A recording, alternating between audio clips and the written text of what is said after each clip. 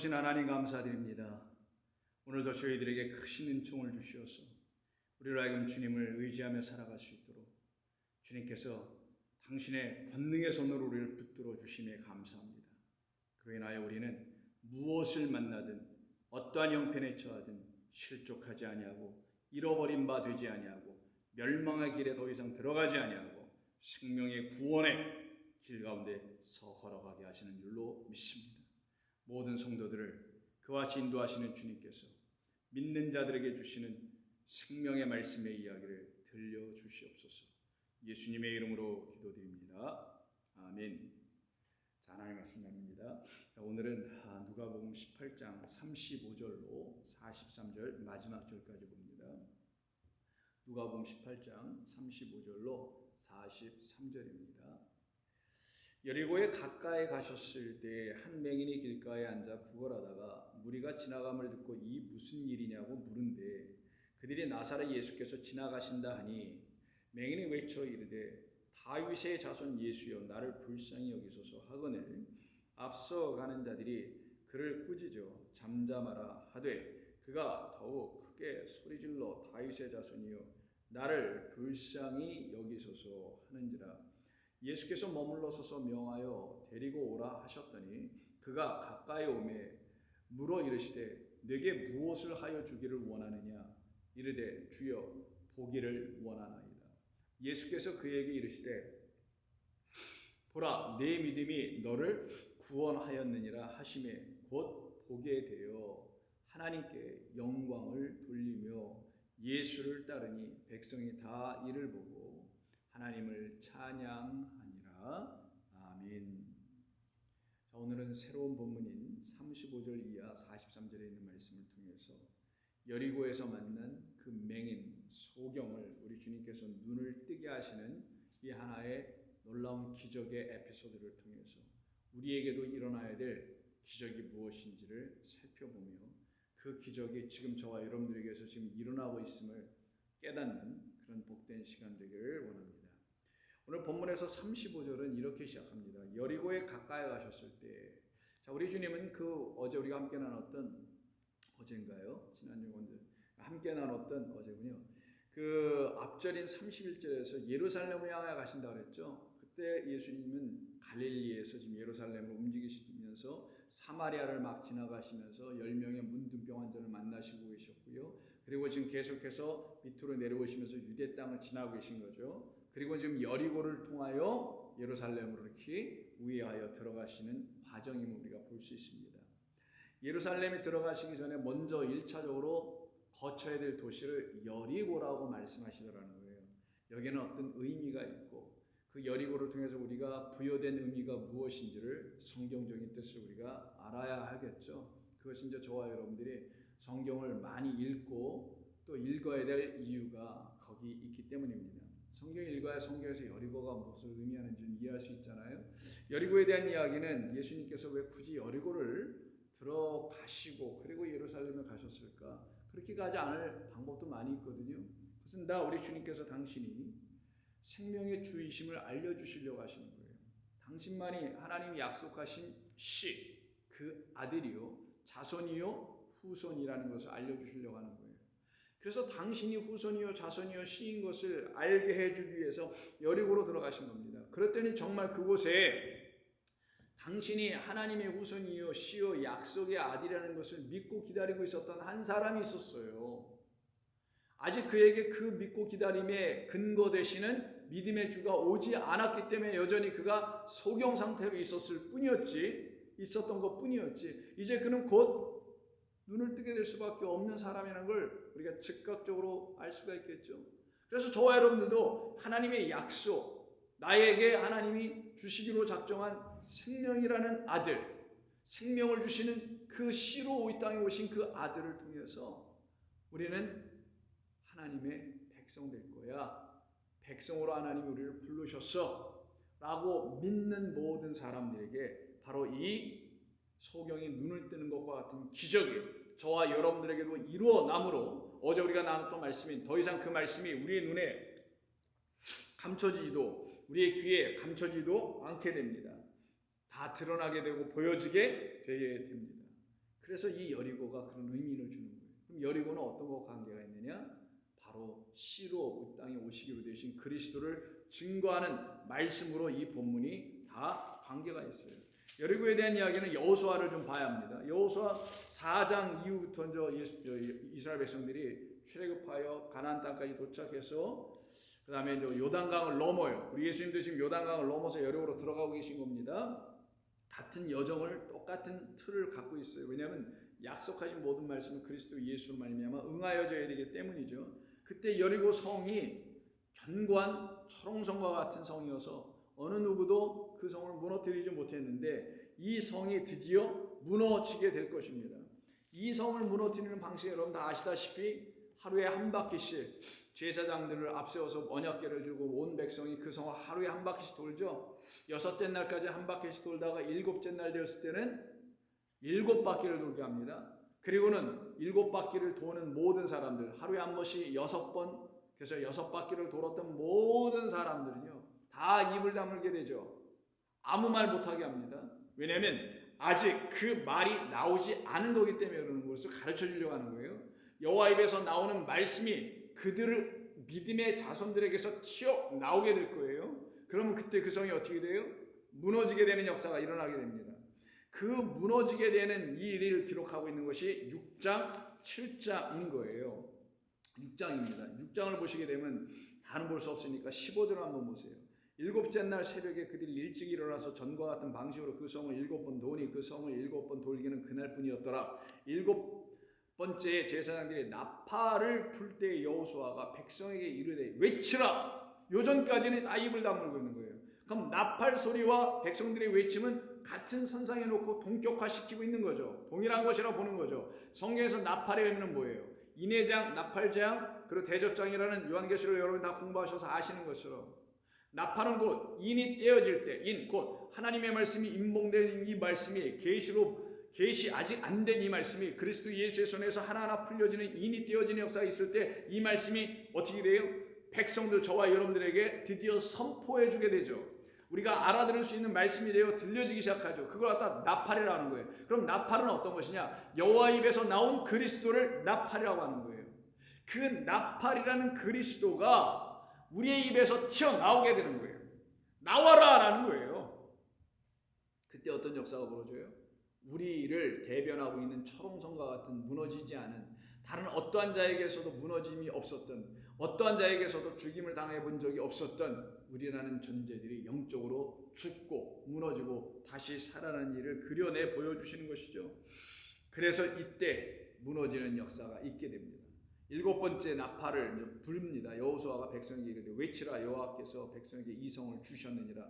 이 성과 그 가운데 있는 모든 것을 여호와께 온전히 바치되 기생 라합과 그 집에 동거하는 자는 모두 살려 주어라. 그럼 여기서 기생 라합을 통하여 하나님께서는 뭔가를 이야기하려고 하는 거죠. 우리가 예전에 다 나눴던 겁니다.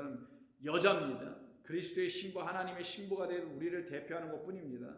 그 우리를 대표하는 자는 하나님을 믿는 자들을 얘기하는 거죠.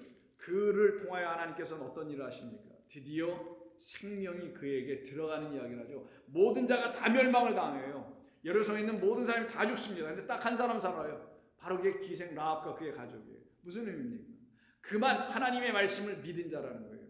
하나님이 어떻게 이스라엘 백성들을 출애굽하여 오셨으면 하나님이 행하신 승리의 이야기가 무엇인지를 다 들었을 때 우리가 이 하나님의 말씀을 하나님 무엇을 창세기부터 시작해서 요한계시록까지 무엇을 하셨는지를 하나하나 하나님의 승리 이야기 우리에게 구원을 주는 이야기 다 들었을 때 같은 이야기죠. 기생 라합이나 우리나 들었을 때 그 말을 믿는 자들 그 말이 맞아. 난 그 말이 다 무슨 말인지 아직 다 깨닫지 못해도 난 그 말이 내게 이루어져야 하는 것은 나는 알아. 난 이루어지길 소원해. 난 바래. 난 반드시 원해.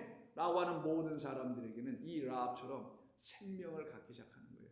그에게는 생명이 약속되어 있음을 그 약속된 생명이 그에게는 있음을 그 약속된 생명이 그에게 있으니 그에게는 사망이 있을 수가 없음을 그래서 여리고성에 있는 모든 백성은 다 죽었으나 그와 그의 말을 함께 동의했던 그의 가족만은 살아나는 이야기가 바로 이 이야기예요.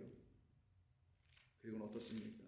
사사기를 막 들어가는 이야기가 시작되는 게 곧바로 시작되는 거잖아요. 여호수아 다음에 사사기로. 사사기가 지나간다면 뭐가 나옵니까? 룻기가 나오죠. 그 룻기 이야기를 한번 볼까요? 룻기를 통해서 우리가 알 수 있는 게 뭡니까? 또 다른 여자들에 대한 얘기를 하는 거잖아요. 반복할 필요는 없을 것이라 생각합니다. 그리고 룻을 통해서 나오미에게 진짜 생명의 아들을 넘겨주죠.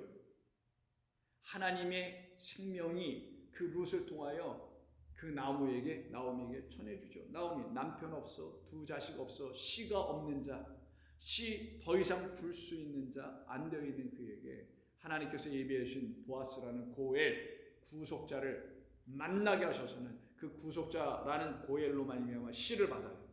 그게 룻이에요. 그 씨로 말미암아 잉태한 아들들에 대한 이야기를 한번 쭉 볼까요?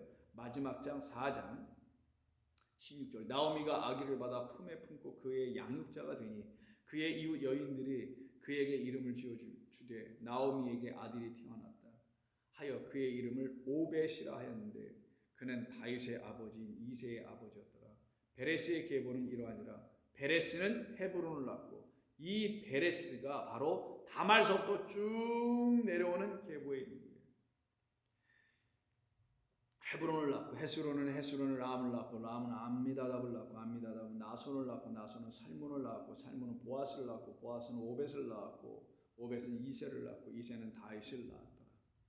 이렇게 생명의 이야기가 계속해서 전해져 가는 그 틈 속에서 바로 라합이라는 사람이 여리고성에서 생명을 받은 거예요. 씨를 갖게 된 거예요. 약속의 아들을 갖게 된 거예요. 이거를 믿고 그 여리고성에 있는 한 사람이 오늘 본문에서 등장되고 있는 한 맹인이었던 겁니다. 오늘 본문 35절을 보시면 여리고에 가까이 가셨을 때 한 구걸하고 있는 맹인을 만나게 됩니다. 웅성웅성 소리가 들려서 사람들에게 묻습니다. 무슨 일이 있는 건가? 왜 보이진 않으니까 소리는 잘 듣고 있는데 그때 사람들이 말하기를 나사렛 예수께서 이곳을 지나간다 하시니 그 순간 지체 없이 주저없이 38절을 보니 맹인이 외치기 시작합니다. 뭐라고 외치냐? 다윗의 자손 예수여 나를 불쌍히 여기소서.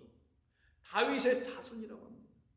이게 바로 씨를 갖고 있었던 사람들만이 그 씨를 약속으로 갖고 있었던 사람들만이 그 약속된 그 아들이 정말 나에게 생명이라는 씨를 주러 오신 그 순간을 놓치지 않고 포착하더라는 거예요.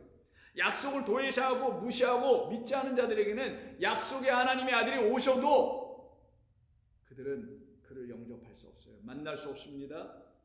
생명의 하나님을 만나지 못합니다. 그러나 이 맹인처럼 기다리고 있는 사람들은 만나게 됩니다. 왜요? 지금까지 못 만났거든요. 그래서 자기 자신을 뭐라고 해요? 나는 불쌍한 자라는 거예요. 여러분, 이건 중요한 겁니다. 저와 여러분이라는 믿음의 백성들이 하나님을 알지 못했을 때 그 삶을 뭐라고 하냐? 성경은 비참하다고 하는 거예요. 불쌍하다고 하는 거예요. 처참하다고 하는 거예요.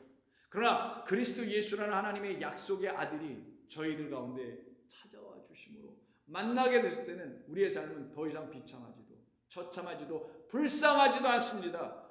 못 먹어서요? 아니에요. 못 배워서요? 아니에요. 못 가져서요? 아니에요. 우리는 이제 가난한 자 같으나 부유함을 알게 해주신 참 하나님의 아들을 통해서 영원하신 아버지를 성령으로 말미암아 알았기 때문에 더 이상 불쌍한 자들이 아니잖아요. 그러나 우리도 한때 다 불쌍히 여김을 받지 아니하면 안 되는, 그래서 우리도 다 외치지 않으면 안 되는 자들이었죠. 그래서 지금도 우리는 외치는 거예요.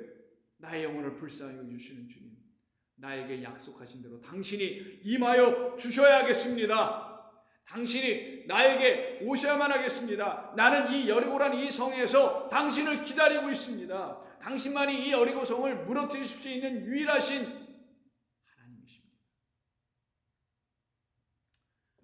나를 불쌍히 여기소서 사원을 앞서가는 자들이 그를 꾸짖어 잠잠하라 하였지만 그는 다시 크게 더욱 크게 소리 지릅니다. 왜요?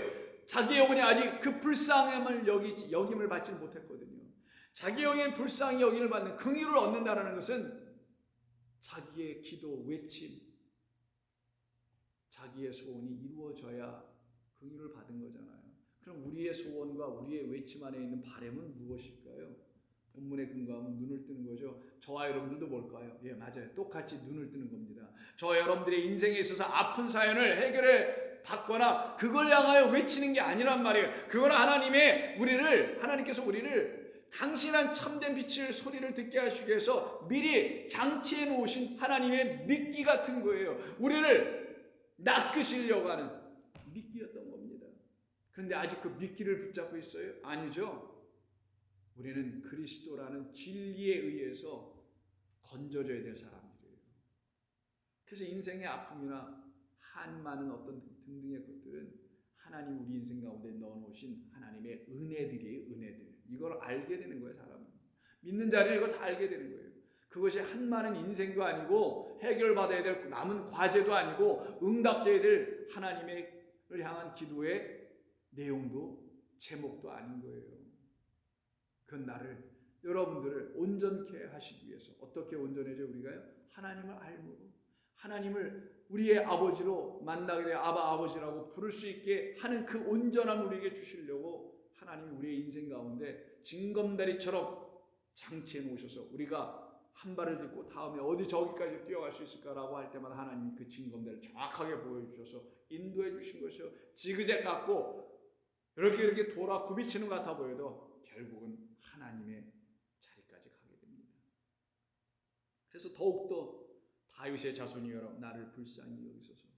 그럼 이 상황을 문자로 보면 이게 눈먼 자니까 앞을 보지 못하고 구걸하며 사니까 내 인생이 얼마나 좀 비참하니 나를 좀 돌봐주셔서 나에게 눈을만 뜨게 해주시면 난 더 이상 빌어먹지 않고 구걸하지 않고 내 눈 뜨고 돈을 가지고 열심히 먹고 살아가겠습니다. 이런 뜻일까요?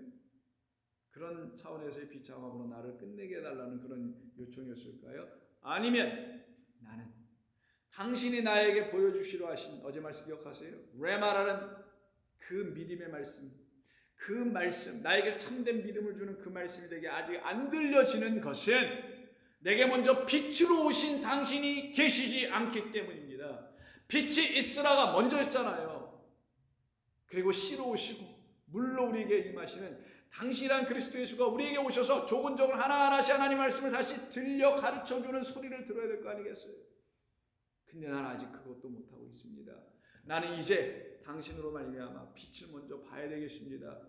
라고 하는 그 외침이 있는 사람들만이 자기에게 하나님께서 원하시는 뜻이 무엇인지를 알고 그 뜻을 가지고 그것이 내 소원이 되는구나. 내가 바라야 될 소원은 이거구나 라고 외치지 않겠어요? 이때 예수님께서 그 사람을 가까이 오게 하십니다. 오라 하게 하십니다. 41절 내게 무엇하여 주기를 원하느냐. 당연히 무엇 하달라고 그러겠어요? 그걸 그만하게 해달라고 했어요? 아니죠. 눈만 뜨면 해결된다고 생각할 거 아니겠어요? 그래서 눈을 뜨게 해달라고 이 소경이 말하는 것 같으나 그래서 보기를 원하나이다 라고 혹시 여러분이 그런 차원에서 이 보기를 원하나이다 눈을 뜨길 원하나이다 이렇게 생각하실 수 있을지 모르나 그런 것이 아니겠죠. 왜 아니냐? 이가 말하는 보기를 원한다는 말은 다른 의미의 봄이기 때문입니다. 다른 차원의 봄을 원했기 때문이에요. 다른 차원으로 보기를 원했던 거예요. 다른 차원으로 하나님을 보기를 원했던 거예요. 다른 차원으로 사람의 차원, 육의 차원이 아니고 종교적 그런 차원으로 하나님을 보는 게 아니라 오직 그리스도 예수의 차원으로만 볼 수 있는 하나님이라는 레마의 말씀을 나는 보기를 원합니다. 그럼 아멘 되세요? 오직 그리스도라는 차원, 하나님의 영 그리스도의 영으로만 난 봐야 되겠습니다. 내가 지금 사람들의 육으로 하나님의 말씀을 보았기 때문에 내 눈이 멀어버렸습니다. 나는 이제 당신으로 봐야 되겠습니다. 다윗의 자손 그 씨가 내 안에 들어와야만 내가 볼 수 있습니다. 이는 다시 보기를 원했던 거예요. 그리스도 예수로 하나님의 말씀을 보기를 원했던 거예요. 그리스도 예수가 아니면 이 하나님의 말씀 그에게 생명이라는 말씀으로 응하여지지 않음을 알았던 거예요. 그 말은 곧 어느 누구도 그의 눈을 띄워준 바가 없다는 말과 같은 거잖아요. 왜? 그리스도가 이 마을 여리고에 오신 적이 없었기 때문에 이제 왔잖아요. 오셨잖아요. 그러니까 그 순간 어떻게 돼? 이 사람에게는 여러분에게 지금 그리스도가 와 계시다면 여러분 어떻게 됩니까? 눈을 뜨는 거죠. 이제 처음이죠. 그리스도로 예수님으로 하나님의 말씀을 다르게 읽을 수 있는 새 차원의 삶이 여러분에게 열릴 수 있게 되는 거 아니에요? 열릴 기회가 주어진 거 아니에요? 기회가 여러분에게 주어서 여러분이 할 수 있는 게 뭡니까? 잡아야죠. 왜 머뭇거려요? 왜 게으릅니까? 왜 안 하려고 불순종합니까? 잡아야죠. 이 사람처럼 달려가야죠. 더욱더 소리 질러야죠. 그것이 저와 여러분들이 해야 할 일입니다. 보기를 원하나이다. 예수께서 그에게 대답하시되 보라. 그럼 봐라. 명령하십니다. 내 믿음이 너를 구하느니라 하시매 그가 곧 보게 되어 하나님의 영광을 나타내는 그리스도 예수로 말미암아 하나님께 영광을 돌립니다. 이때 41절부터 42절, 43, 3절에서 계속 반복되는 말이 보다라는 말이에요. 제가 보기를 원하나이다. 그럼 봐라. 그랬더니만 그가 보게 되더라. 이때 사용된 것이 아나블레포입니다. 이때 블레포라는 말은 헬라어 4개 중에 보다라는 단어 4개 중에 두 번째, 세 번째 해당하는 거라죠. 세 번째. 이 보다가 뭐예요? 이제 내 눈, 내 차원, 내 시각, 내 경험, 내가 배웠던 교리, 교의, 전통, 사람의 유전, 방식, 세상 학문의 도움 이런 것들로 보지 않겠습니다. 나는 다시 봐야 합니다. 그래서 아나의 말의 의미는 다시라는 again이라는 말도 있고요. 안의 것으로 하는 inside, in이라는 말도 있고 또 하나 더 있는데 그게 바로 above, 위라는 의미도 있죠. 당신으로 위에 계신 하나님으로 이 땅에 오신 그리스도 예수는 위에 계신 인자이셨는데 당신으로 말미암아 내가 이제 하나님의 말씀을 다시 그 안에 있는 것으로 또 봐야만 합니다. 이게 눈을 뜨겠다라는 거예요. 그 사람은 진짜 소경이었습니다. 맞아요. 그러나 진짜 눈을 뜨고 있으나 소경된 우리하고 뭐가 달라요? 아나블레포 역사가 일어나지 않으면 그 안에 있는 것을 위의 것으로 다시 보지 못한다면 이 하나님의 말씀이라는 기록된 말씀 안에 예수 안에 있는 생명이라는 하나님이라는 그 레마의 말씀을 다시 보지 못한다면 우리도 똑같이 눈은 뜨고 있으나 맹인 아닌가요? 마찬가지입니다.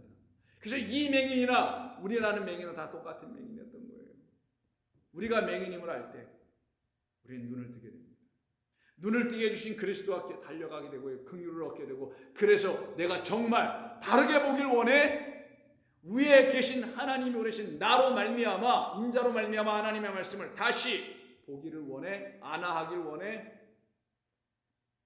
그러면 이제 보아라. 이제 하나님의 말씀을 다시 보아라. 이게 블레포예요. 이 보는 것은 호라오라는 마지막 단계의 깨달음의 역사를 일으키게 하는 봄이에요. 깨달아 알아보게 하는 바로 그 앞 단계의 봄입니다. 성경을 이제 다시 보게 되는 거예요. 하나님 말씀을 여러분 다시 읽을 수 있게 되는 거예요. 뭐든지 다 무엇을 이루게 하기 위한 호라오라는 깨달아 알게 해주는 레마를 주는 말씀을 갖기 위한 방식의 봄이 바로 블레포예요. 우리는 그렇게 봐야 하는 겁니다. 그래서 아나블레포 하기를 원하나이다라고 얘기한 그를 주님은 알아보고 그래 내가 이제는 나로 말미암아 보려고 하는구나. 너는 내 것이야. 내 방식으로 봐 그래. 그래서 봐라. 그 말은 내 방식으로 봐라. 하나님의 방식으로 봐라. 하나님의 언약 안에서 봐라. 하나님의 긍휼 안에서 보아라. 모든 말씀 진리로 보라는 거예요. 그러면 그때 그가 어떻게 돼요? 드디어 볼 수 있게 되겠죠. 그래서 눈을 떴다고 말하는 거예요. 여러분 정말 눈을 떴다라는 말은 이걸 드디어 볼 수 있는 자 됐을 때 여러분이 블레포했다고 말할 수 있는 거예요. 그 이전에 여러분들은 볼 수 있는 자가 아니에요. 눈만 뜨고 있는 자일 뿐이지 여전히 맹인인 거예요. 그러나 이게 어찌된 일입니까? 하나님의 은혜가 우리 가운데 임하여서 당신의 은총을 우리에게 부어주셔서 은총 곧 영을 부어주셔서 우리로 하여금 이제 하나님의 말씀을 그리스도로 하나님이 보내신 당신의 차원으로 그 아들의 차원으로 이걸 읽게 되네요. 보게 되네요. 듣게 되네요. 그때 우리 가운데 생기는 게 뭐라고요? 내 믿음이 생길 것이다. 너에게 나의 믿음이 들어갈 것이다. 너에게 있는 나의 믿음이 내 믿음이 되게 될 것이다. 그 믿음을 너는 결단코 빼앗기지 않을 것이다. 그 믿음이 너를 구원과 생명이 있는 하나님 안으로 너를 이끌어갈 것이다. 그래서 내 믿음이 너를 구원하였느니라. 내게 있는 내가 준 믿음이 구원의 하나님을 만나게 할 것이다가 내 믿음이 너를 구원하겠다라는 거예요. 그래서 믿음의 말씀 곧 우리를 구원하시는 말씀이에요. 그러니 그가 어떻게 해요? 눈을 뜹니다. 이들을 놓고 하나님의 영광의 빛이 비춰진 자라고 하는 거예요. 그래서 계시록 21장 보시면 그 성에는 더 이상 해와 달의 비침이 쓸데없고 하나님의 영광이 비치며 그리스도 예수의 등불이 비칠 뿐이라 라고 되어 있는 거예요. 그게 저와 여러분이라는 새로운 존재인 예루살렘 성, 하나님의 도성, 새로운 땅의 신부들이죠. 여러분, 저와 여러분들은 지금 그렇게 눈을 뜨고 하나님의 말씀을 듣고 감사하며 다윗의 자손이요 당신이 내 안에 계시니 나 또한 약속의 왕, 만왕의 왕, 그리스도의 백성이군요. 이걸 고백하게 되고 알게 됩니다. 기도합니다. 주님 고맙습니다. 여리고에서 한 맹인을 만나 주셨던 것처럼 오늘 우리의 삶의 여리고에서도 우리를 만나 주시기를 원하시는 주님을 이제 우리 모두가 알게 되었사오니 그 주님께 부르짖게 하여 주옵소서. 눈을 뜨게 하실 주님을 만나게 하여 주옵소서. 예수님의 이름으로 기도드립니다. 아멘.